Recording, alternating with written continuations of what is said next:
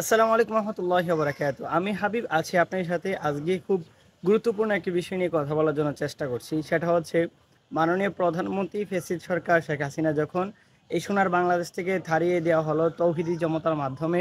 তো আমাদেরকে কি গিফট দিয়েছেন সেই বিষয়টা নিয়ে আমরা একটু আলোচনা করব।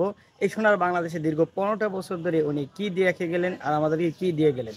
সেই বিষয়ের দিকে যদি আমরা লক্ষ্য করি, বর্তমান সময়ে যদি আমরা লক্ষ্য করা যায় কুমিল্লা, সিলেট, ফেনী এবং আমাদের ব্রাহ্মণবাড়িয়া, আখাউড়া অঞ্চলের মধ্যে আমরা দেখতে পাচ্ছি বিভিন্ন জায়গার মধ্যে আপনার ভারতীয় যে পানিগুলো আছে, সেই পানির মাধ্যমে আমাদের অনেক প্রাণপ্রিয় ভাই ও বোনেরা তাদের জীবন হারিয়ে দিয়েছেন।